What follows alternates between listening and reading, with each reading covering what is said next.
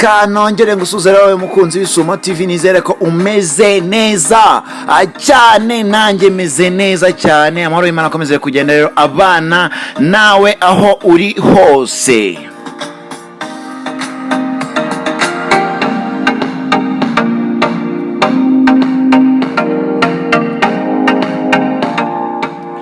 Reka nanone wameze kugenda nkwibutsa gukanda subscribe, ugakanda share, ukaduha like, ukaduha na comment kugira ukomeze ubane n'ibiganiro byacu bigiye bitandukanye ndetse n'amakuru agiye atandukanye dukomeza kugenda tukugezaho umunsi ku wundi.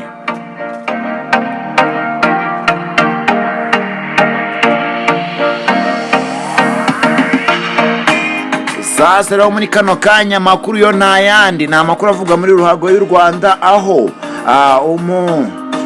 umugabo wakatisha umupira w'amaguru kandi akaba akiwukina Ndori Jean Claude nyuma yo gusezerera ruhago yatangarije ubutumwa bukomeye umugabo witwa Kwizera Olivier.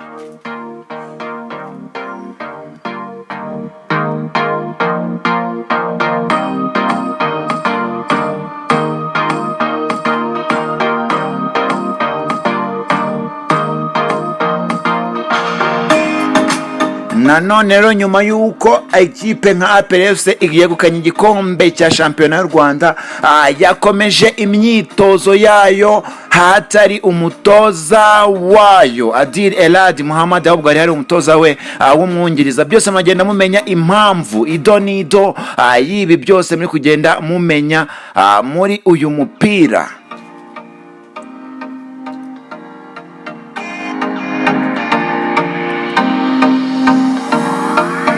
Reka nanone nkwibutse ko umugabo witwa Babu Samson yagarutse muri ekipe ya Sunrise, nayo turagenda tugira byinshi tubabwira kuri contract yakomeje kugenda asinya muri iyi ekipe ya Sunrise nyuma yuko izamutse mu cyiciro cya mbere cy'umupira w'amaguru hano mu gihugu cyacu cy'u Rwanda.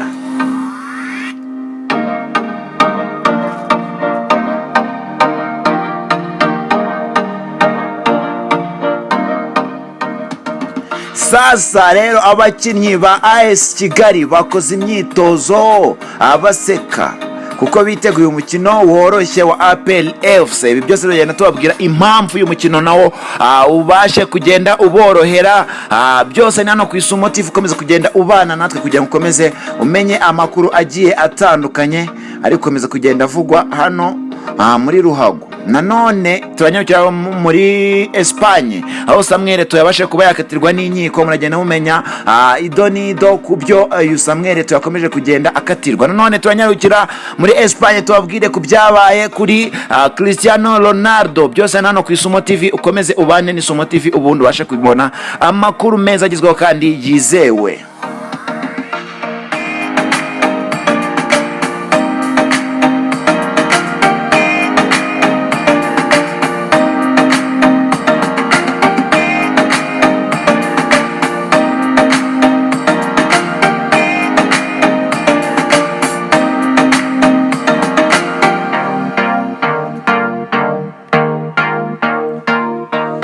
Sasa rero reka duhere ku inkuru ivuga ku bijyanye na kuri amakuru avuga kuri APRFC rero yatangiye imyitozo yayo nta mutoza mukuru ifite. Mu makuru rero dukesha ikinyamakuru isimbi.rw cyakomeje kugenda kivuga ko yasubukuye imyitozo yitegura umukino wa nyuma w'igikombe cy'amahoro na AS Kigali. Ni imyitozo irimo gukoreshwa n'umutoza wungirije mu gihe Eladi Adili Muhammad we atari hano mu Rwanda. Rero ni nyuma y'akaruhuko k'iminsi mikeya APRFC yari imazemo iminsi, yongeye kugenda isubikura imyitozo hariya Ishyorongi, ari naho irimo kugenda ikorera umwiherero uyerekeza ku mukino wa nyuma izahuramo n'ekipe ya AS Kigali. Ahanga rero ni imyitozo ariko itakoreshejwe n'umutoza Adil Elad Muhammad kubera ko atari mu Rwanda. Amakuru avuga ko rero yafashe akaruhuko k'iminsi mikeya kugira ngo mu rwego rwo kugira ngo rero ukomeze gukurikirana ibyangombwa bye by'ubutoza. byatumaga adatoza imikino nyafurika. Bivugwa ko rero azagaruka hano mu Rwanda abizanye. Nanone reka tuyutse ko uyu mutoza Eladin Muhammad yakomeje kugenda avuga ko yaba yarananiranywe na Simba Sports Club, aho agiye kongera amasezerano y'indi myaka 2 na ekipe ya APR FC. Byose rero komeza ubane n'isumo, ubundi tugende tugukuvira idonido y'ukuntu bya Adiri bikomeje kugenda bimera.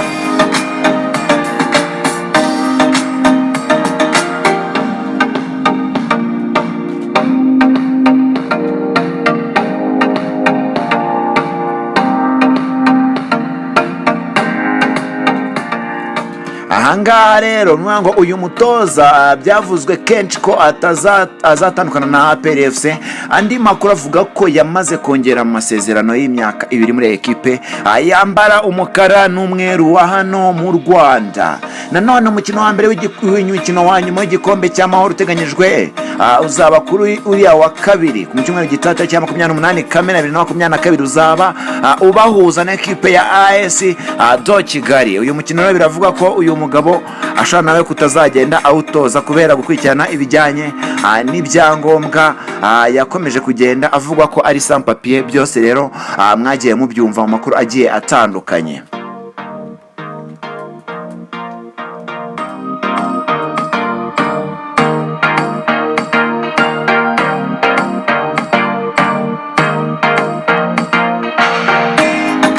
Reka nanone tunyarukire kuri message umugabo witwa Ndori Jean Claude cyangwa se Ndori Yohannes Claude yabashe kuba yatusigira Kwizera Olivier nyuma yuko asezeye umupira w'amaguru. Rero umunyezamu Ndori Jean Claude wakiniye amakipe atandukanye hano mu Rwanda n'ikipe y'igihugu Amavubi, nyuma yo gufata umwanzuro wo guhagarika gukina umupira w'amaguru, yasabye Kwizera Olivier gushyira umutima ku kazi ke kuko abanyarwanda bakimukeneye.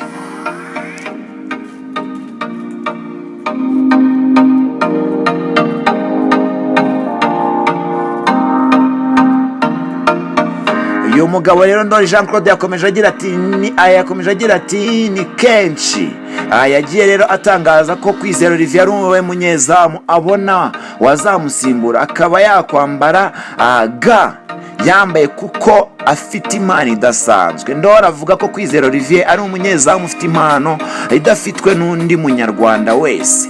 Ati Olivier ni umukinnyi ufite impano zose zishoboka, nanjye ukina nemera ko andusha impano bigendanye n'ibyo yifitemo. Twese turabyemeranywa, ariko imipira yo hejuru arayikurikira, yo hasi akayikurikira.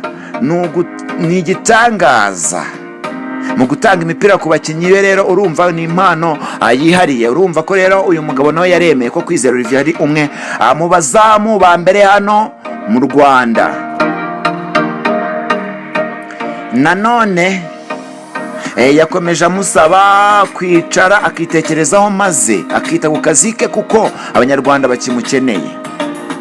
Yakomeje agira ati ikintu namubwira nuko agomba kwicara akitekerezaho kuko turamukeneye. Burya ikipe nziza ishingira ku munyezamu mwiza, kuko rero nk'uko wahisemo gukina umupira nabe ari wo yitaho, adufashe natwe tuzamufasha. Urumva ko rero bigiye bitandukanye ibyo yakomeje kugenda amuvugaho. Nanone Ndori Jean Claude aseze umupira w'amaguru nyuma yo gukina amakipe atandukanye arimo Police FC, APR FC, Kiyovu Sport, Asize, Musanze FC, Gorilla FC ndetse n'ikipe y'igihugu yacu Amavubi.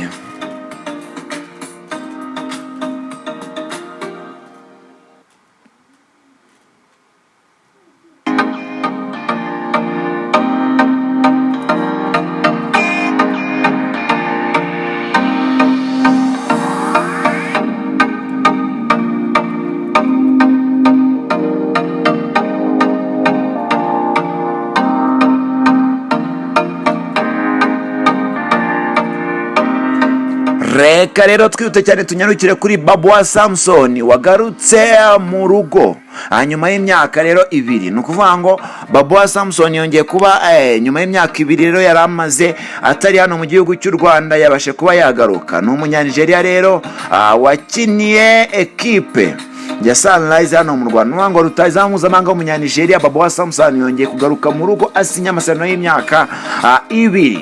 Rero ni kuri wa mbere tariki ya 20 Kamena nibwo Sunrise ibinyujije ku rukuta rwayo rwa Twitter yatangaje ko yongeye kugarura rutahizamu wayo Babuwa Samson wari umaze imyaka 2 ayivuyemo. Babuwa Samson yasinye amasezerano y'imyaka 2 muri ikipe iheruka kuzamuka mu cyiciro cya mbere. Babuwa Samson yavuye muri Sunrise FC mu mwaka 2022 agiye muri Kiyovu ariko ntibyakunda. Ntago byakunze akarero yahise yigira muri Angola. Nanone reka twibutse ko Babuwa Samson yavuye muri Sunrise nyuma yo kuba rutahizamu ahize abandi hano mu mwaka w'2020 hano mu Rwanda. Rero Babuwa Samson nawe ibye byari ibyo ngibyo.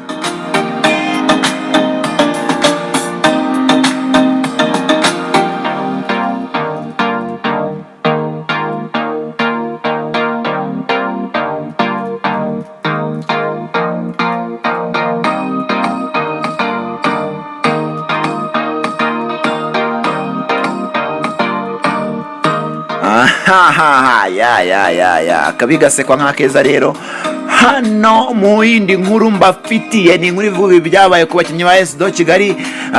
Biravugwa ko bagiye bakora imyitozo yo kwitegura kuzakina umukino ngo uyoroheye na APRFC. Ibingibi rero aba bakinnyi bakomeje kugenda bitangaza ku nkuta zabo zigiye zitandukanye, aho bakomeje kugenda bavuga ko ekipe ya APRFC rero ari ekipe itabateye ubwoba habe na gato. Bakoze imyitozo yo bagenda bisekera bameze nkaho nta kintu bigiye bibabwiye.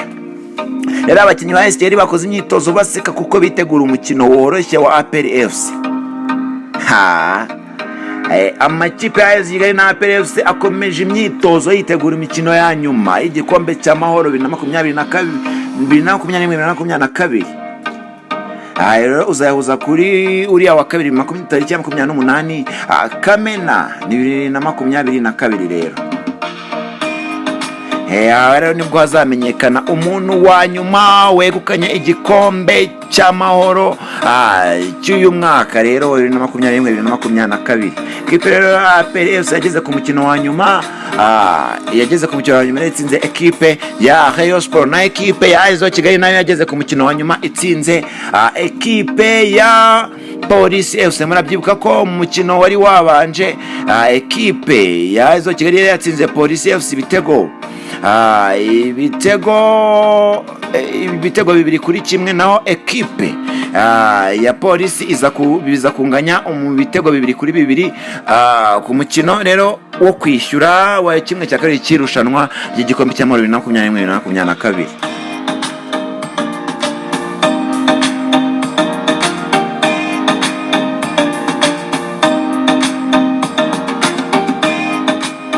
Sasa reka mbibutse ko nanone ekipe ya APRFC yakuyemo ekipe ya Rayon ku gitego gisaga 1-0. Ahangaha reka mbibutse ko ekipe ya Rayon yari yabashe kunganya na APRFC ku mukino wari wabanje. Ahangaha rero ku mukino wari wabanje yari yabashe kuba yanganya ibitego bisaga ibitego ubusa ku busa mu mbabarire. Nanone ku mukino wo kwishyura rero zahuye aho ekipe ya APRFC yabashe kuba yatsinda igitego 1-0 ubundi match irangira gutyo.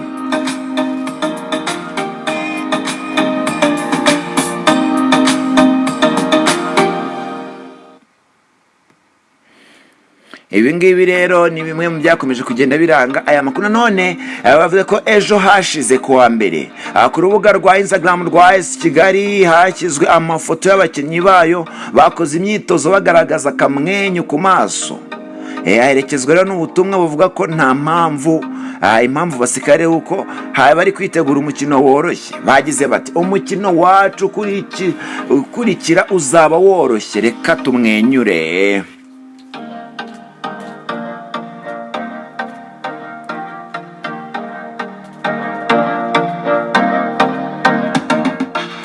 none rero uyu mukino ugiye kuba nyuma y'ibyumweru bibiri, aho gusa amakipe yonyine ahuriye ku mukino w'umunsi wa 29 wa shampiyona, wasize ekipe ya AS Kigali itsinze byoroshye ku bitego bibiri ekipe ya APR FC. Nwango ekipe ya Kigali yatsinze ibitego bibiri ku busa bw'ikipe ya APR FC.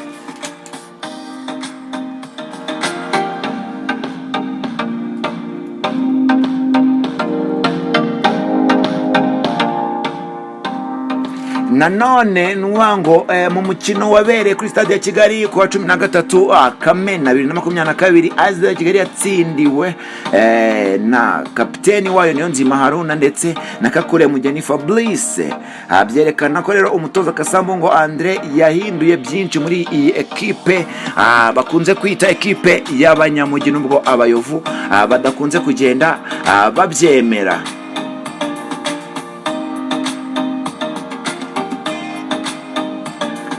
Ni kundi Rwanda ya PFC rero iracyari mu byishimo by'igikombe cyayo cya 20 cya shampiyona. Ni shampiyona yegukanye ku mpera z'icyumweru gishize, kiba icya gatatu itwaye yikurikiranya kandi itozwa n'umutoza Adil Elad Muhammad. Hashize rero imyaka 2 igikombe cy'amahoro kidakinwa. Angara kubera icyorezo cya COVID, ubwo iki gikombe cyaherukaga gukinwa mu mwaka 2018-2019 cyakanwe na ekipe ya AS Kigali itsinze ibitego 2 kuri kimwe ekipe ya Kiyovu Sports. APR FC ishaka igikombe ku nshuro ya 14, iheruka rero kucyakana 2017-2018 aho yatsinze ku mukino wa nyuma ekipe ya Espoir FC y'Urusizi ku gitego kimwe ku busa, cyatsinzwe na Bizimana Jihad ukina mu Bubiligi kuri ubu ngubu.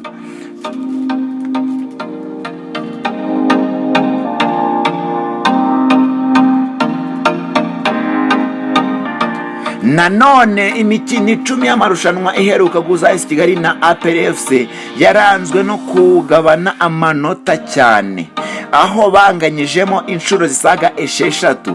AS Kigali itsinda inshuro 2 na APR FC itsinda inshuro 2. APR FC iheruka gutsinda ekipe ya AS Kigali mu mwaka w'ibihumbi 2018, byari kuri tariki ya 23 z'Ukuboza muri uwo mwaka rero.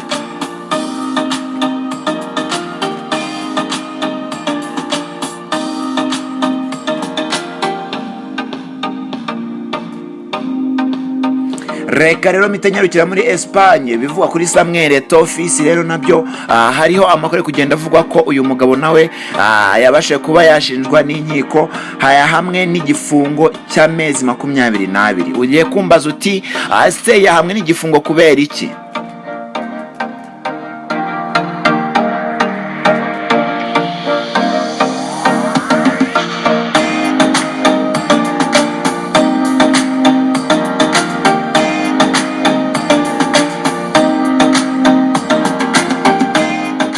Sasa rero uwahoze rero ari rutahizamu ikipe y'igihugu ya Cameroon n'amakipe akomeye Buraya arimo FC Barcelona, Samuel Eto'o yakatiwe n'urukiko rwo muri Espagne igifungo cy'amezi 22, ndavuga umwaka umwe n'amezi 10, kubera kunyereza imisoro ya miliyoni zisaga 3.2 ubwo yakiniraga ikipe ya Barcelona. Sasa uyu mukinnyi rero abacamanza bashinje Eto'o kutishyura imisoro hagati y'umwaka 2006 na 2009 ku bijyanye rero na image right, aho urukiko rwavuze ko uyu mukinnyi yoherereje kompanyi yo muri Hongiriya amashusho ikayacuruza kandi bitemewe. Eto'o rero niwe munyamahanga wari usigaye ku rutonde rurerure rw'abakinnyi bakinnye muri shampiyona ya Espagne bashinjwe kunyereza imisoro, barimo Cristiano Ronaldo, Lionel Messi, Jose Mourinho na Neymar. ahangaha rero Samuel Eto'o w'imyaka 41 y'amavuko kuri ubu ayobora ishyirahamwe ry'umupira w'amaguru muri Cameroon. Yageze muri FC Barcelone mu mwaka 2004 ubwo yari afite imyaka 23 y'amavuko. Yakiniye kandi amakipe arimo Real Madrid, Inter Milan, Chelsea, Everton mbere yuko asoza rero gukina umupira w'amaguru mu mwaka 2019.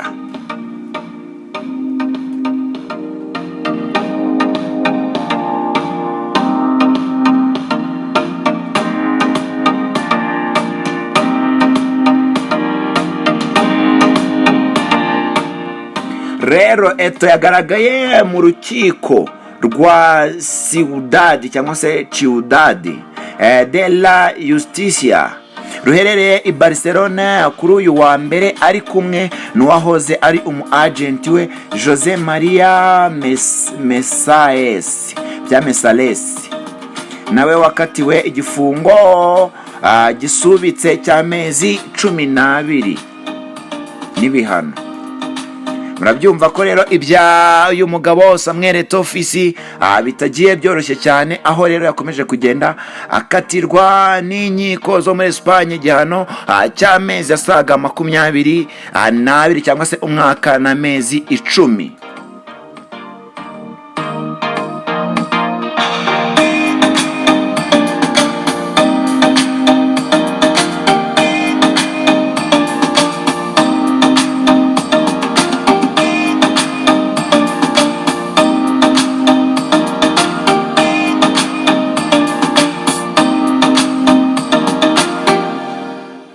Sasa rero ni inkuru y'akaboro kuri Cristiano Ronaldo twakomeje kugenda atubabwira ko yagiye ahura n'isanganya hano muri gihugu cya Espagne. Ahangaha rero mu makuru dukesha Sport de España yakomeje kugenda dutangariza ko kimwe niyo bita social drive rero yakomeje yandika ngo el Bugatti do Cristiano Ronaldo se estrella contra una casa. Se investiga quién era el conductor.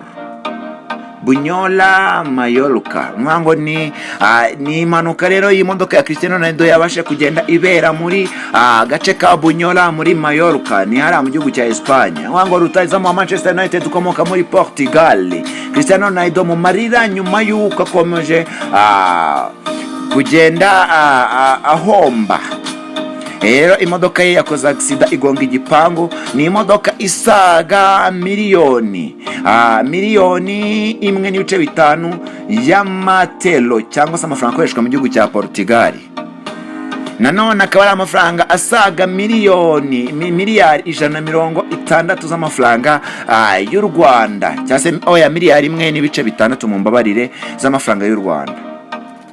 Rero iyi ni imodoka yo mu bwoko bwa Bugatti Veyron yakoze impanuka rero ku munsi w'ejo kuwa mbere tariki ya 20 Kamena 2022 yabereye rero mu gace ka Sakoma mu gace ka Palma de la Malola muri Espagne. Murabyumva ko rero abana bigiye bikomeye cyane. Amakuru yo ni menshi no ku Isumo TV, komezwane n'Isumo TV ukomeze kugenda umera neza cyane. Amakuru yo ni menshi, ni makuru agezweho hano ku Isumo TV, komeza ubane natwe ubundi ubone amakuru yizewe wazangiza n'abandi bawe. Komeza rero kandi subscribe, uduhe like, uduhe na comment, uduhe n'igitekerezo cyawe cy'uburyo amakuru twajya tugenda tuyakugezaho umunsi ku wundi. Nanone wibuke kuba watwandikira kuri 0887288881 ubashe kuba waduha igitekerezo cyawe, cyangwa se usiga igitekerezo cyawe ngaho muri comment, dukomeze kugenda tugukorera ku makuru agiye atandukanye uri kugibasha kugenda ugezwaho na Isumo TV.